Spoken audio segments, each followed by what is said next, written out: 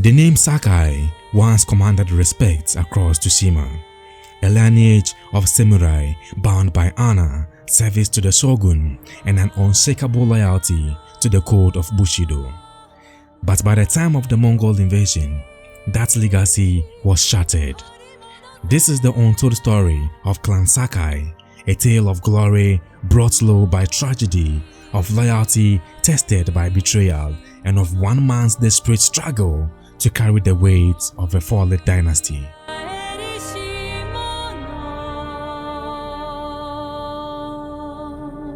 Clan Sakai was among Tsushima's most prestigious warrior families, serving directly under the ruling clan Shimura. Their estate stood in the lush rolling hills of Omi, a reflection of centuries of service and military excellence.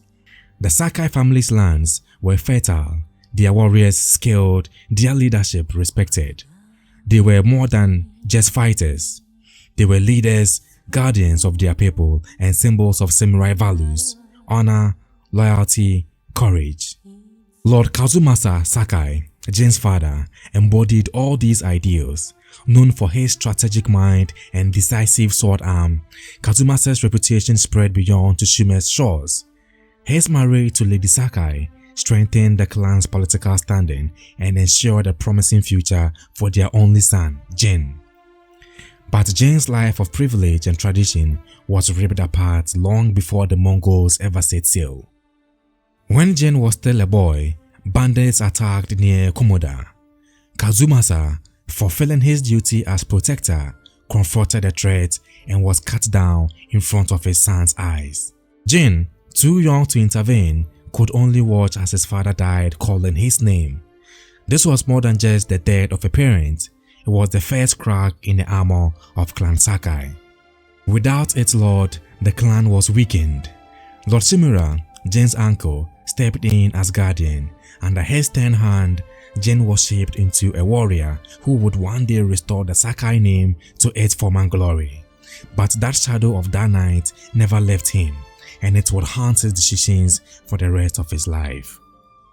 Now, when Khotun Khan's fleet landed on Tsushima, Clan Sakai was already diminished.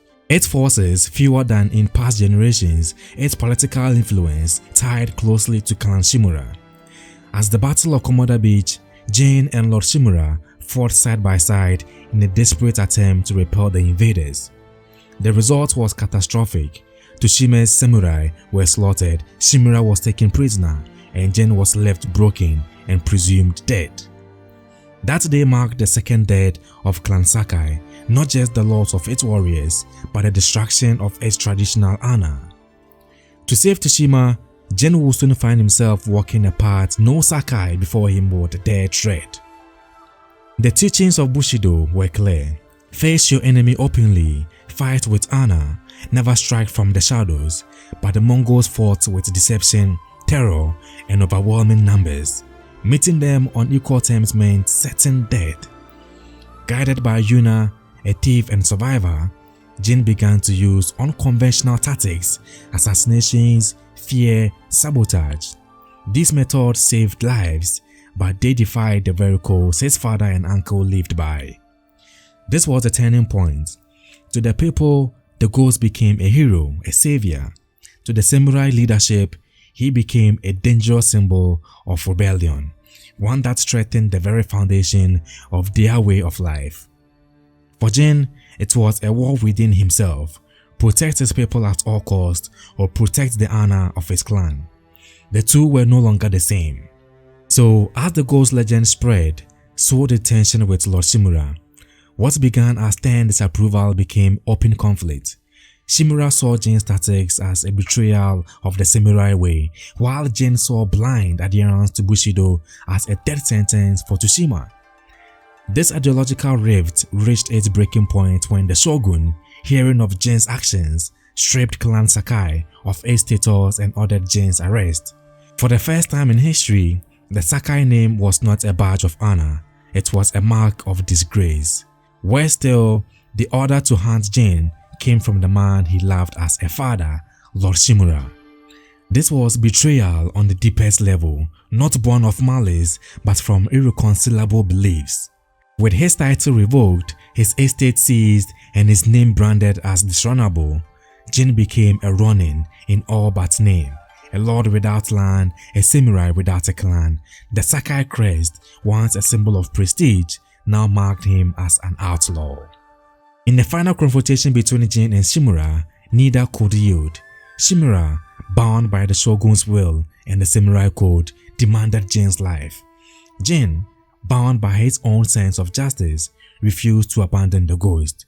Their duel was not just between two warriors, it was between two visions of honor. The outcome sealed the fate of Clan Sakai forever. Jin would live, but only in exile, carrying the weight of a broken family name. So, though the political Clan Sakai was destroyed, its true legacy endured, not in titles or lands, but in the countless lives Jin saved. The ghost became a new kind of warrior legend, one rooted in compassion and adaptability rather than rigid tradition. For Jin, the burden is eternal. He walked Tsushima as a guardian without a banner, knowing that every step he takes honors his father in one way and dishonors him in another. The story of Clan Sakai is not one of simple defeats. It is the story of how honor can evolve and how a name can be reborn, even if the world refuses to see it. The fall of Clan Sakai wasn't just the end of a dynasty, it was the birth of a legend that would outlive every samurai scroll. Jin's story reminds us that sometimes the only way to protect what you love is to break the very rules that built it. That is it for today. I will see you in the next video. Bye bye for now.